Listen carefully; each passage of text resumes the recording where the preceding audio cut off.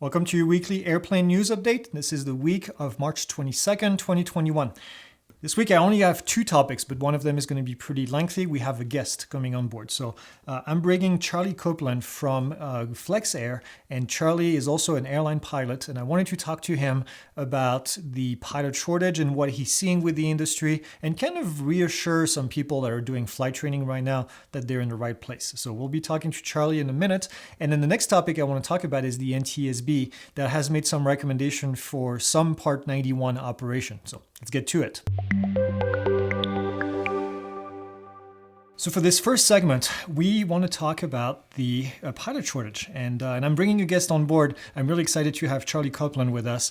Charlie is with Flex Air, and he's going to tell us a little bit more about what Flex Air actually is and does. But he also has another life, and he's going to tell us about this as well. And I want to talk about the pilot shortage. This is a word that we've been hearing for a long time in this industry. We felt it for a while, right before COVID hit, and then of course now things are changing. Things changed last year, and then things are changing again now that we're starting to see the end of the tunnel, I hope. So Charlie, welcome on the show, and thank you for having us. You're on the road, right now? Yes, absolutely. In lovely Miami. I did not know it was going to be spring break here when I signed up for reserve. I was just looking for the good weather. So you kind of alluded to, I'm actually a 737 captain with Southern Air and Atlas Air. So flying all of your Amazon Prime packages, every time you order, there's a bunch of 767s and 737s just flying as fast as we can to get them to you. And then I also am the operations manager and career advisor at Flex Air Flight Training. So we've got two locations, one in Kansas and one in San Diego, California. We're a huge thank you so much for having me on the show. If you guys are in the Facebook user group, you know I'm a huge fan of Pilot Institute. We make all of our students use it. The ultimate guide to becoming a pilot is I send out that link 10 times a week, I bet, to students, prospective students. So yeah, thank you so much for having us, Greg. Well, that's exciting. So you fly, and you're on the road right now. What have you been seeing? Tell us a little bit more, even going back to 2010 when obviously all of this happened. How did this affect you in your operation as an airline pilot?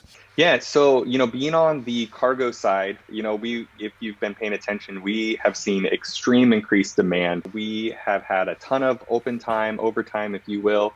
We were feeling the pilot shortage coming into this and seeing an increased demand for what's considered a dedicated freighter. What a dedicated freighter is in aviation is there's no passengers. So there's a ton of freight that is actually flown on passenger airplanes, the belly cargo, if you will. Amazon uses it, the Postal Service, UPS, FedEx. Pretty much anybody that needs to fly air freight uses a lot of belly cargo. And so when the passenger airlines basically came to a grinding halt sometime in April, all of a sudden the need for dedicated freighters just came out of the woodwork. So we actually had a lot of older planes in the desert, both in California and Arizona. 747s, 767s. I mean, all of these planes, they brought out of the desert just to get them back in the air. And our pilots have been awesome here. We have absolutely brought, we got the toilet paper, shortage first thing in March. If you guys remember that a year ago, we flew a lot of toilet paper. Then they rededicated our priority to medical supplies only. And so we started shipping around a lot of the KN95 masks, not the defibrillators. What are the breathing machines? Yeah, the breathing machines. Yeah. Yeah. We really focused on the medical supplies. And then as we kind of got that gridlock fixed, you stopped kind of hearing about it in the media.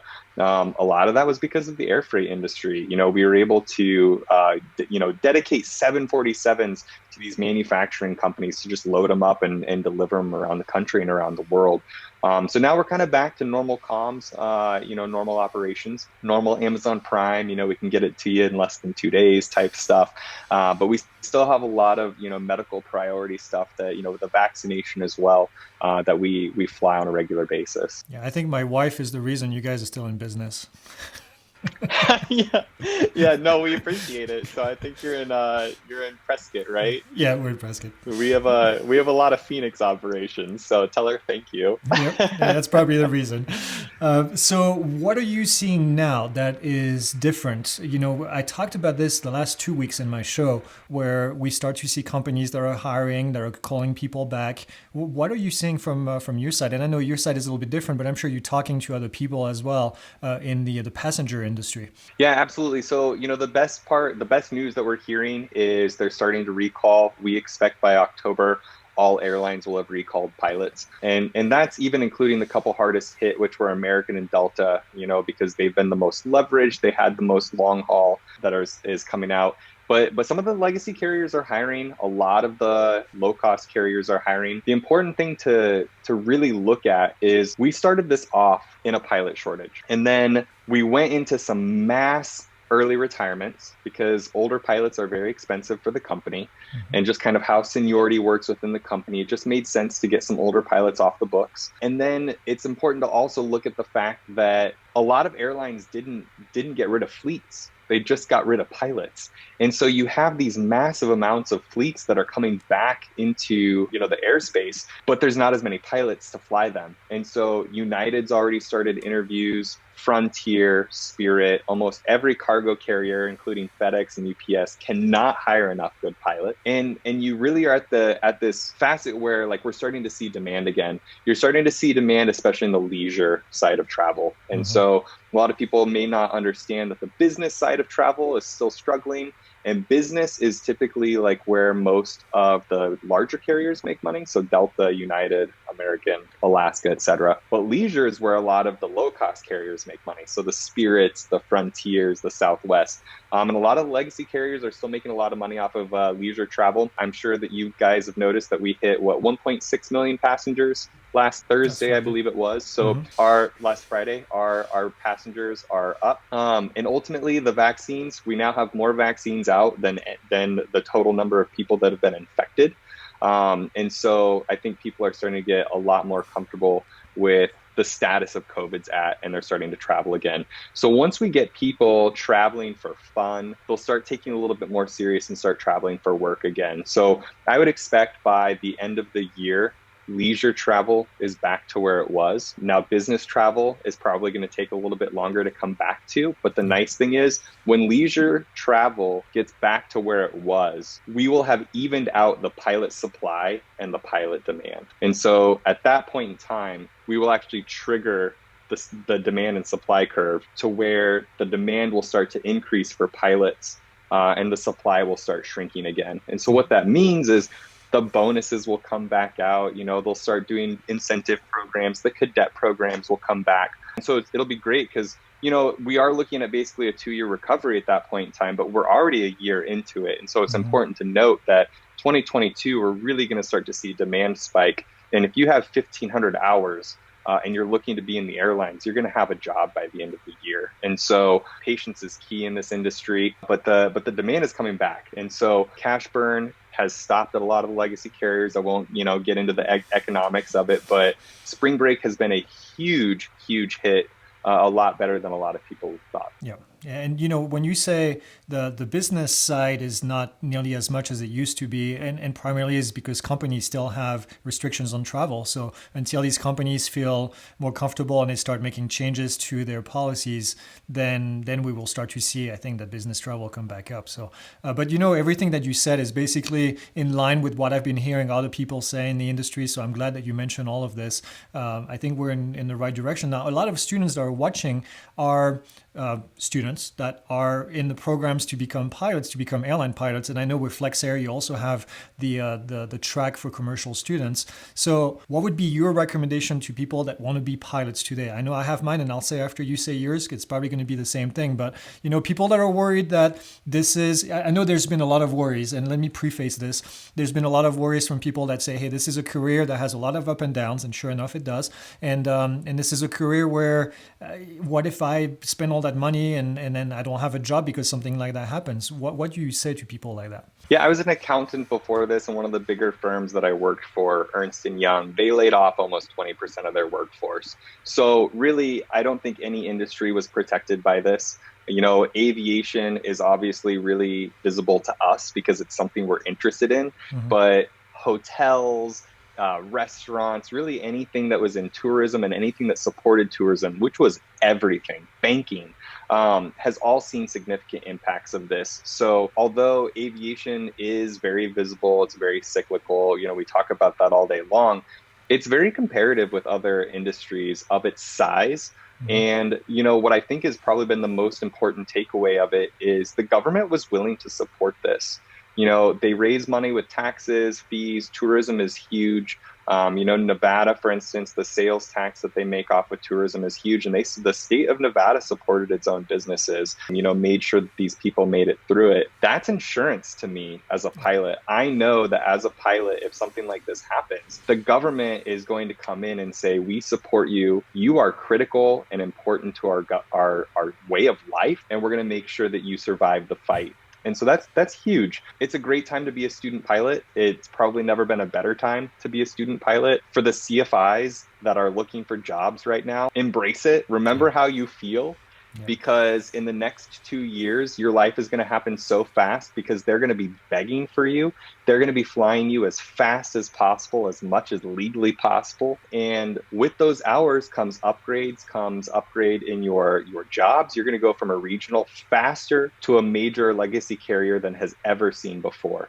I made it from a corporate carrier to a major carrier in 2.5 years, and I was a captain 1 year after that. There are going to be people that see things faster than that. They're going to make more money in their lifetimes than most pilots could ever even dream of. You're going to see better destinations. You're going to see people that get aggressive with the openings. And so you're going to see places like, Dubai, for instance, which has gotten really, creative, if you will. You're going to start to see people get more aggressive about getting people to travel internationally. And I think international travel will become more popular than it was, let's say a year and a half ago. Companies like JetBlue are already banking on international flights to the UK, to Europe. You're starting to see everybody say the opening of this is going to be the best thing that's probably ever happened to aviation, because Mhm. we've really never had a set opening, if you will, except for back in the 80s. And so, it's a much more structured, much more, I guess it would be 1978 if you're testing me on my knowledge when we deregulated. But It is. yeah, I'm excited. So, like for me, I'm going to get to fly bigger, better aircraft, go further. I see a 747 position someday in my future. It's going to be pretty awesome. And my biggest advice to students is to get it done. Get your nose down, get the test taken. They will always suck. Greg knows it. We all know it. They're not fun. The goal is to just learn it, take the test, and move on. And get your check rides done. The less you procrastinate at this stage is the more time you can spend in industry. We have to retire at 65.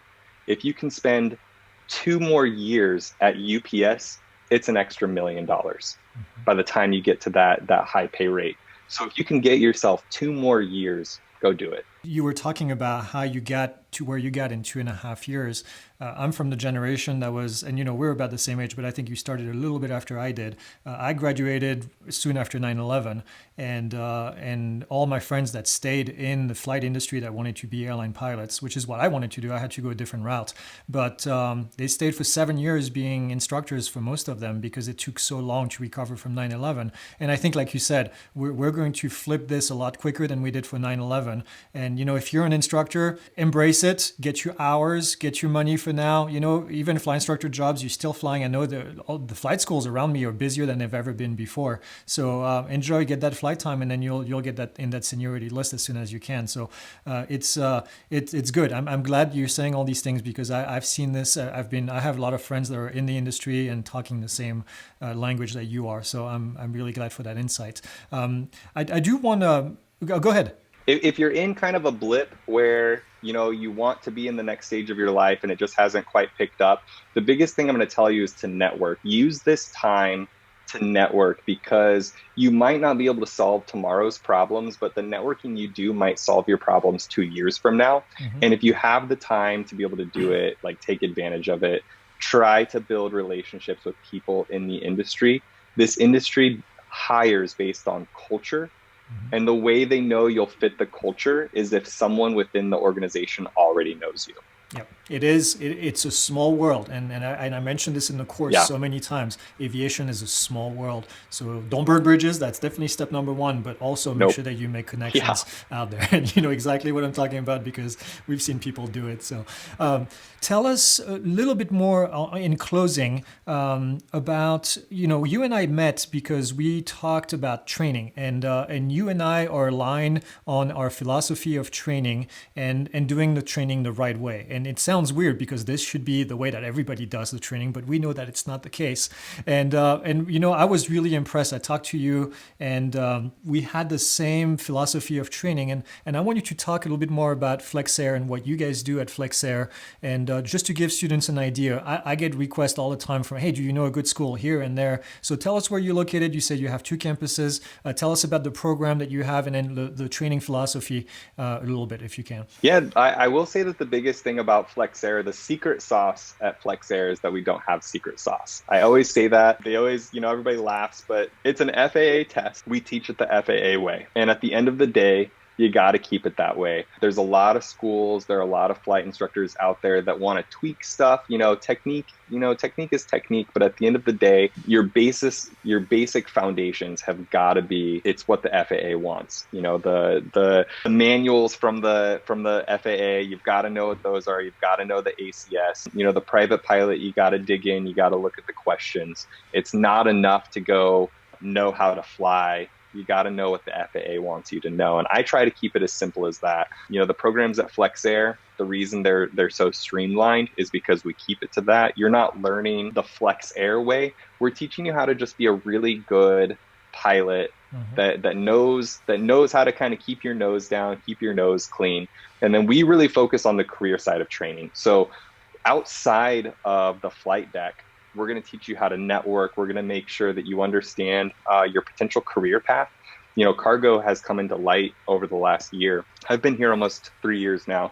And I'm always begging them, come fly with me, come fly cargo with me. And, a lot of people just don't want to do it. But, all of a sudden people are saying, hey, I might want to fly cargo. It's not a bad life. So making sure you know what your career path is, and kind of knowing how to network your way into that career path. Those are the things that we do at FlexAir. And it's not the usual. At a university, it's usually more about the experience, which I still highly recommend. You'll remember that experience for the rest of your life. Yep. But you've got to add that career prep and that career training. Otherwise, you're gonna get to your regional and you're gonna be figuring it out then, when a lot of people in your class are already going to know their next step and know the people that are going to get them there. Yeah, and it's a complex industry, and I think a lot of people, when they get into it, they say, hey, I want to be an airline pilot. They really don't have an idea of what that really means.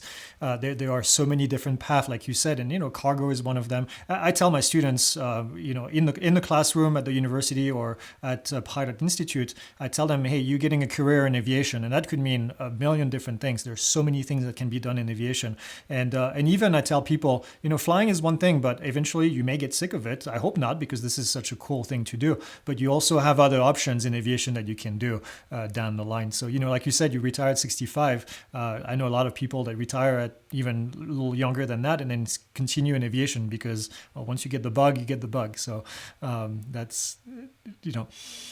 Okay, well, anything else you wanted to add for listeners? If you have questions, ask them. Greg's got a great Facebook group with a great community. I just joined it myself a few weeks ago, and I'm trying to be a little bit active as well. This is one of those industries where people are always willing to come to your aid. So, if you have questions, ask. Other than that, get it done. That's the number one thing about flying is it's not going to happen if you don't go do it. So let's get it done. Let's get it done. I agree. All right, Charlie, I won't take any more of your time. I appreciate you stopping by, and then we'll be in touch.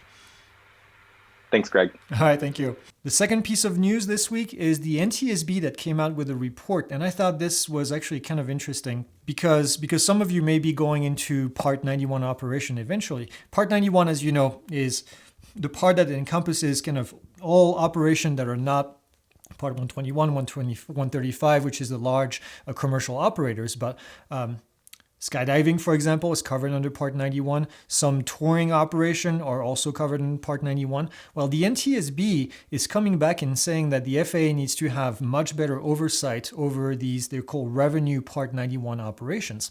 And the primary reason is because there's been some very high case accidents in the last couple of years. If you remember, there was a B-17 crash that was in Connecticut that killed a bunch of people. We had a skydiving accident in Hawaii that also killed a bunch of people, and that was back in 2019. There was a balloon accident, I think it was in 2016, that also killed a bunch of people. So the investigation that the NTSB conducted basically came back and said the FAA doesn't have a really good oversight around these operations. That includes pilot training, that includes maintenance, and that was part of the cause for these accidents. So a little bit of not a good thing for the FAA, quite frankly, especially after what happened with the 737. It's another black eye into these operations. So the recommendation from the NTSB is basically get rid of all the loopholes. Apparently, a lot of loopholes were in place. There was a helicopter crash in New York City that was operating under the auspices of photography operation. It sounded like, and then they crashed into the river, and the I think it was 5 people on board the helicopters that drowned because they couldn't get out of the helicopter because of the type of operation that was being done. So the NTSB is basically telling the FAA, get rid of the loopholes. If there is any kind of operation such as air tour operators, just wrap them under Part 135, where there's a lot more oversight, and make sure that you overlook more of these operations. So this will be interesting to see if there is any changes in regulation coming up with this. This is just a reminder that not all commercial operations have very high standards. So I know a lot of you that are watching are students. When you go and get your first job or your second job or whatever it is, just make sure that you check that operation. Just because they're doing commercial operation doesn't mean that they're doing everything by the book, and doesn't mean that everything is done properly. So that's all I'm going to say for this. Okay, that's all I have for you guys this week. As always, like, subscribe. If you want to learn more about drones, we also have a drone news update going on every week. We're getting close to the 100th episode now. And this week I actually got really good topics, 4 of them. So make sure you head over there and watch that as well. So that's all I have. Fly safe, and I'll see you guys next week.